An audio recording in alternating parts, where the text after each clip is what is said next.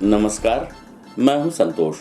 City news van Rewa की सांध्यकालीन समाचार सेवा में आपका स्वागत है।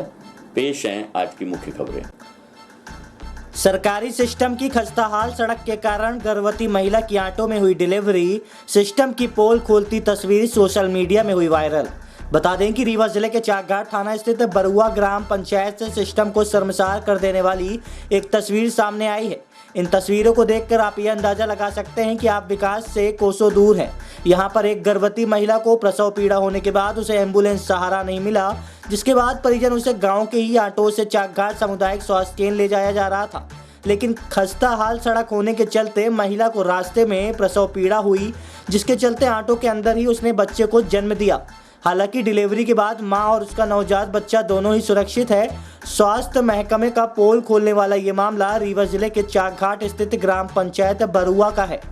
यहाँ पर रहने वाली एक गर्भवती महिला को अचानक प्रसव पीड़ा हुई, जिसके बाद परिजनों ने सामुदायिक स्वास्थ्य केंद्र से एम्बुलेंस की सहायता मांगी, लेकिन जिम्मेदारों ने अपने फर्ज से मुंह मोड़ लिया। प्रसव पीड़ा बढ़ती देख परिजनों से महिला का दर्द नहीं सहा गया, जिसके बाद घर वालों ने गांव के ही ऑटो चालक से संपर्क किया। कुछ समय बीत जाने के बाद परिजन महिला को लेकर ऑटो से सामुदायिक स्वास्थ्य केंद्र चाकघाट ले जाने लगे, लेकिन रास्ता जर्जर और बरसात के कारण कीचड़ से सने होने के चलते गर्भवती महिला रास्ते में ही प्रसव पीड़ा हुई, जिसके बाद रास्ते में ऑटो के अंदर ही उसकी डिलीवरी करवाई गई। इस दौरान महिला ने बच्चे को जन्म दिया और अब मां और बच्चे दोनों ही सुरक्षित बताए जा रहे हैं। वहीं पास ही खड़े किसी व्यक्ति ने पूरे घटनाक्रम का वीडियो अपने मोबाइल कैमरे में कैद कर लिया, जो अब सोशल मीडिया में वायरल हो रहा है। इस मामले पर अपर कलेक्टर शैलेंद्र सिंह का कहना है कि इस मामले की सूचना अब तक उन्हें नहीं मिल पाई है, लेकिन जिले में 2 दिनों के अंदर अधिक वर्षा हुई है। यदि कोई ऐसी स्थिति है और उसमें कोई कर्मचारी दोषी पाया जाता है तो उस पर विधिवत कार्रवाई की जाएगी। वहीं खस्ताहाल सड़क को लेकर अपर कलेक्टर ने कहा कि अगर कहीं खराब सड़क होने की शिकायत प्राप्त होती है तो उसकी मरम्मत के कार्य के लिए कलेक्टर ने संबंधित अधिकारी को निर्देश दिए हैं। प्रस्तुत है रीवा अपर कलेक्टर शैलेंद्र सिंह से प्राप्त जानकारी का अंश। यहाँ के बारे में कुछ बताइए आप। बहारा के कारण यहीं पे डिलीवरी हो गई तो मैं क्या करूँ। ऐसा बहारा के कारण एम्बुलेंस भी नहीं आ पाई तो क्या करूँ। यहाँ की ग्राम बरुआ की हैं। हम आशा है सर, ये बताइए रोड के कारण डिलीवरी रास्ते में हो गई, हम कैसे लेकर जाए। आशा को इतने सामना करना पड़ता है कि अब ये रास्ते के कारण हम लोग कैसे लेकर जाएँ। डिलीवरी यहाँ रास्ते पर हो गई, अब हम लोग कैसे जाए। एम्बुलेंस भी यहाँ नहीं आती है फ़ोन करने में रास्ते के कारण। आप लोग कुछ करते ही नहीं है कार्रवाई के, कम से कम रास्ते तो बनवा दीजिए। देखिए, इस तरह की कोई सूचना हम लोगों के पास तो नहीं है, लेकिन वर्षा वगैरह की स्थितियां हैं और जो मैंने आप लोगों को पहले ही बताया कि वर्षा कुछ अधिक मात्रा में हुई है पिछले 2-3 दिनों में। तो यदि कोई ऐसी स्थिति पाई जाती है और यदि उसमें कोई कर्मचारी का दोष पाया जाता है तो फिर विधिवत तौर पर उसमें कार्रवाई कर।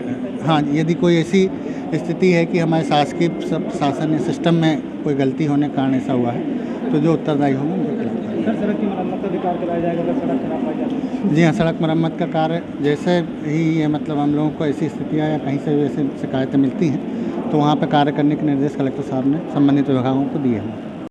पानी के तेज बहाव में बही एमपी के अमेरिका वाली सड़क, जान जोखिम में डालकर रपटा वाली सड़क पार कर रहे शिवराज मामा के भांजे।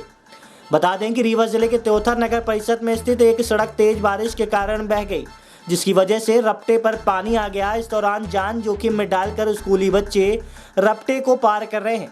बावजूद इसके सुरक्षा व्यवस्था को ध्यान में नहीं रखा गया है तथा आमजन भी खतरों से खेलते हुए सड़क को पार कर रहे हैं। बताया जा रहा है कि पिछले 2 दिन से हो रही लगातार बारिश के कारण गांव के एक नाले का जलस्तर बढ़ गया है, जिससे सड़क के ऊपर से पानी बहने लगा और तेज बहाव के कारण सड़क पानी के साथ बह गई। इसी दौरान ग्रामीणों के अलावा स्कूल के छोटे छोटे बच्चे रपटे को पार करते कैमरे में कैद हो गए हैं। जिले में बीते 2 दिनों से हो रही तेज बारिश ने अब लोगों की मुसीबतें बढ़ा दी है। रीवा जिले में बारिश को लेकर मौसम विभाग के द्वारा अलर्ट भी जारी किया गया था, जिसके कारण हो रही बारिश से जिले के त्योथर नगर परिषद में एक से दूसरे जगह तक पहुंचने के लिए लोगों को खासी मशक्कत करनी पड़ रही है। नाले का जल स्तर बढ़ने से बही रोड स्कूली बच्चे पार कर रहे हैं रपटा। दरअसल त्योथर नगर परिषद में स्थित एक सड़क भी तेज बारिश में बह गई, जिसकी वजह से अब सड़क के ऊपर से धारा प्रवाह पानी बह रहा है तथा आम जन के साथ ही स्कूली बच्चे खतरों से भरी उस रपटे वाली सड़क को पार कर रहे हैं। लोगों की माने तो प्रशासन के द्वारा सड़क पार कर रहे लोगों को रोकने के लिए कोई भी व्यवस्था नहीं बनाई गई है। जिसकी वजह से लोग अपनी जान को जोखिम में डालकर खतरनाक रपटे को पार करते दिखाई दे रहे हैं। हालांकि इस मसले पर अपर कलेक्टर शैलेंद्र सिंह ने कहा कि मौसम को देखते हुए पिछले 3 दिनों से रीवा हाई अलर्ट पर था। अत्याधिक वर्षा होने के कारण कुछ जगह सड़कों में जलभराव की स्थिति निर्मित हुई है। लोगों के द्वारा शिकायत मिली है और जहां से भी इस तरह की शिकायतें मिलती है, प्रशासन उसमें त्वरित कार्रवाई कर रहा है। बता दें कि मध्य प्रदेश में अक्सर सरकार के द्वारा विकास के दावे किए जाते हैं। जहां तक कि एमपी की सड़कों की बात की जाए तो सीएम शिवराज ने इसकी तुलना अमेरिका की सड़कों से की थी, लेकिन स्थिति कुछ और ही बयां कर रही है। मध्य प्रदेश के कई इलाकों में बारिश होने के कारण हालात बद से बदतर है। यहाँ पर कई इलाकों में जलभराव की स्थिति है तो कहीं पर पानी के तेज बहाव के चलते सड़कें ही बह गई है। ताजा मामला रीवा जिले के त्योतर नगर परिषद का है, जहाँ बारिश के कारण एक नाले का जलस्तर बढ़ गया और देखते ही देखते एक सड़क से पानी बहने लगा। सड़क पर रपटे के कारण सड़क का आधे से ज्यादा हिस्सा पानी में बह गया। सड़क के बाकी बचे हिस्से से ग्रामीण और स्कूली बच्चे अपनी जान जोखिम में डालकर रपटे को पार करते दिखाई दे रहे हैं। प्रस्तुत है एडीएम शैलेंद्र सिंह से प्राप्त जानकारी के अनुसार। अभी स्थितियाँ ये हैं कि कुछ हाई अलर्ट पर रीवा ज़िला पिछले 2-3 दिनों से था और लगातार बारिश की मतलब जो हमारी नियमित वर्षा है उसमें काफ़ी तेज़ी आई है और उस वजह से बहुत ज़्यादा वर्षा हुई है। क्योंकि आप खुद भी ये सब चीज़ें जानते हैं, कुछ दिनों से रीवा में उतनी बेहतर वर्षा नहीं हुई थी, तो वो एक संकलित वर्षा की मात्रा अधिक होने की वजह से हमारे कुछ जगहों पर सड़कों वगैरह में और थोड़ा बहुत कहीं कहीं इस तरह के लोगों के शिकायतें भी आ रही हैं कि पानी भरने वगैरह की स्थिति है। तो जहाँ भी ऐसी कोई शिकायत आती है, प्रशासन त्वरित रूप से उसमें कार्रवाई कर रहा है और गंभीरता से इसको ले रहे हैं। जो सड़कों का आपके माध्यम से संज्ञान में आ रहा है कि सड़कें ख़राब हैं या उसमें आने जाने में आवागमन में कोई समस्या है, तो उसको यथोचित रूप से त्वरित तौर पर सुधार कराया जाएगा। कल 2-3 जगहों पर पानी ज़्यादा होने के कारण पुल को भी त्योतर वगैरह क्षेत्र में वहाँ से आवागमन रोका गया था। सुरक्षा के पूरे प्रबंध किए जा रहे हैं। जो अपने स्तर की आवश्यक कार्रवाई है वो जिला प्रशासन और पुलिस प्रशासन कर रहे हैं। ये आपके माध्यम से संज्ञान में आया, मैंने एसडीएम साहब से बात की है और हम लोग सुनिश्चित करेंगे कि इस तरह का कोई भी घटना ना हो और जहां पानी या सुरक्षा का विषय है तो वहां सुरक्षा को प्राथमिकता दी जाए। घर के अंदर सो रहे वृद्ध की अज्ञात बदमाशों ने धारदार हथियार से गला रेत कर हत्या कर दी है। घटना के बाद आरोपी फरार हो गए हैं। वहीं आज सुबह परिजनों को जब घटना की जानकारी हुई तो उन्होंने पुलिस को सूचना दी। मौके पर पहुंची पुलिस ने एफएसएल टीम और डॉग स्क्वाड के साथ मिलकर घटनास्थल से वारदात से जुड़े साक्ष्य एकत्रित कर अज्ञात आरोपियों की तलाश शुरू कर दी है। घटना बिछिया थाना क्षेत्र के ग्राम भटलो की बताई जा रही है, जहां घटना के संबंध में बिछिया थाना प्रभारी जगदीश सिंह ठाकुर ने जानकारी देते हुए बताया कि आज सुबह उन्हें सूचना मिली कि ग्राम भटलो निवासी 60 वर्षीय राम मिलन कोल घर के अंदर खटिया में मृत अवस्था में पड़ा हुआ है। जिसके बाद घटनास्थल पर पहुंचकर शव का परीक्षण किया गया तो पाया गया कि राम मिलन के गर्दन में धारदार हथियार से वार कर उसकी हत्या की गई है। घटना को मृतक के सोते समय अंजाम दिया गया। बताया गया कि मृतक के एक पुत्र की मृत्यु हो चुकी है, जबकि उसकी बेटी गांव के ही एक दूसरे जाति के युवक से शादी कर गांव में ही रह रही है। पुलिस घटना की हर पहलुओं पर जांच कर रही है। वहीं मौके पर एफएसएल टीम को भी बुलाया गया, साथ ही डॉग स्क्वाड भी मौके पर पहुंचा है और घटना के संबंध में जांच की जा रही है। फिलहाल राम मिलन की हत्या के कारणों का पता नहीं चल सका है। प्रस्तुत है बिछिया थाना प्रभारी जगदीश सिंह ठाकुर से प्राप्त जानकारी के अंश। ये क्या है पूरा मामला? जी हाँ, आज सुबह करीब 6:30-7 बजे जो है एक सूचना मिली थी कि एक व्यक्ति को जो है जो नाम है उसका राम मिलन कोल, उसके ऊपर किसी व्यक्ति ने जो है एक धारदार हथियार से जो है गले के साइड में जो है चाकू से हमला कर दिया है। सूचना पर हम लोग तस्दीक के लिए गए थे तो देखा कि एक कान के नीचे जो है धारदार हथियार से उसका एक कट लगा हुआ है और उसी से उसकी जो है मृत्यु होना संभावित है। और आगे कार्रवाई जो है के लिए हम लोग लगे हुए हैं। जो भी तथ्य सामने आएंगे आप लोगों को अवगत कराया जाएगा। प्रारंभिक जांच में कुछ जानकारी सामने आई, परिजनों को संदेह जताया है किस पर? अभी चूँकि उसका किसी से वाद विवाद था नहीं और बहुत ज़्यादा सीधा व्यक्ति है, तो इस तरीके से समझ में आ रहा है कि कुछ पारिवारिक ही विवाद संभावना है और अभी कहा कुछ नहीं जा सकता है। क्या तथ्य सामने आएंगे, जो भी होगा तो विवेचना का पार्ट है, वो आपको अवगत हो जाएगा। वो 14 माह के बच्चे का रिजिड वीडियो ब्रांकोस्कोपी विधि से रीवा में पहली बार सफल सर्जरी। सांस नली में फंस गए थे मूंगफली के दाने। गंभीर हालत में संजय गांधी अस्पताल लाया गया था बच्चा। रीवा के संजय गांधी अस्पताल में रिजिड वीडियो ब्रांकोस्कोपी विधि से पहली बार सफल सर्जरी कर कीर्तिमान स्थापित किया गया है। इस अत्यंत जटिल ऑपरेशन को ईएनटी विशेषज्ञ डॉक्टर मोहम्मद अशरफ के नेतृत्व में अंजाम दिया गया है। बताया गया है कि अब इस प्रकार की सर्जरी संजय गांधी अस्पताल में आसानी से हो सकती है और ऐसे मरीजों को बड़े शहरों में जाने की जरूरत नहीं पड़ेगी, जिससे उनका समय और धन दोनों बचेगा। ऑपरेट किए गए बच्चे की हालत अब पूरी तरह से स्वस्थ है। जानकारी के अनुसार सतना जिले के ग्राम पंचायत बिधुई खुर्द निवासी ऋतिक साकेत पिता राजकुमार साकेत उम्र 14 माह ने मूंगफली के कई दाने निगल लिए थे। मूंगफली के दाने उसकी श्वास नली में जाकर अटक गए, जिससे उसको सांस लेने में दिक्कत हुई और उसकी हालत बिगड़ने लगी। अत्यंत गंभीर हालत में उसको 16 अगस्त को रीवा के संजय गांधी अस्पताल में भर्ती कराया गया, जहां उसका 18 अगस्त को सफल ऑपरेशन किया गया है। प्रस्तुत है परिजनों सहित ENT विशेषज्ञ डॉक्टर मोहम्मद अशरफ से प्राप्त जानकारी के अंश। मैं पोहा बनाई थी, पोहे में मूंगफली डाली थी और मेरा बच्चा खा गया था। उसको खाने के लिए दी थी तो ये ऋतिक साकेत खा लिया था और खाते खाते इसे खांसी आई। खांसी आते समय इसकी मूंगफली अटक गई और ये मुझे नहीं पता कि कहाँ अटक गई। आया 16 तारीख को, फिर डॉक्टर ने लिखे इसका CT स्कैन करने के लिए। CT स्कैन कराया तो इसे पता चला कि इसके गले में अटकी हुई है सांस की नली में। अपने यहाँ मेडिकल कॉलेज के लिए तो एक उपलब्धि है, और वो इसलिए क्योंकि हम लोग ने जो है अभी तक यहाँ पर कभी भी वीडियो ब्रोंकोस्कोपी नहीं करी थी, रिजिड वीडियो ब्रोंकोस्कोपी। उसमें जो है हम लोग को बहुत दिक्कत हो रही थी इंस्ट्रूमेंट्स, क्योंकि बहुत छोटा बच्चा होने की वजह से जो सांस लेने का रास्ता होता है या जो ग्लॉटिस होती है जिसे बोलते हैं, वो बहुत कॉम्प्रोमाइज़ होता है। तो हम लोग जो है उसको भी चोट नहीं पहुंचनी चाहिए और हमको जो है वो भी निकालना है। जो मूंगफली उसके सांस की नली में नीचे फंसी हुई थी, उसको कराइना बोलते हैं, जहाँ पर बाइफर्केशन होता है ब्रोंकस ट्रेकिया का इनटू ब्रोंकोस्कोपी। पेशेंट एकदम ठीक है, सफल ऑपरेशन रहा। उच्च स्तर पे ले जाने की कोशिश कर रहे हैं कि लोगों को जो है यहाँ से बाहर ना जाना पड़े। एक और आदिवासी राष्ट्रपति बनाकर सरकार कर रही है दिखावा, दूसरी ओर आदिवासी पर अत्याचार। भाजपा के पूर्व विधायक ने लगाए गंभीर आरोप। बता दें कि भारतीय जनता पार्टी आदिवासी को लेकर दोहरा चरित्र देखने को मिल रहा है। एक और बीजेपी की सरकार देश के राष्ट्रपति के पद पर एक आदिवासी महिला को बैठाकर अपने आप को आदिवासी का हमदर्द बता रही है, तो वहीं दूसरी ओर आदिवासियों को निरंतर अत्याचार के मामले सामने आ रहे हैं, जिसमें शासन एवं प्रशासन पूरी तरह से मौन धारण किए हुए हैं। आज प्रेस वार्ता के दौरान ये बात पूर्व विधायक लक्ष्मण तिवारी ने कही।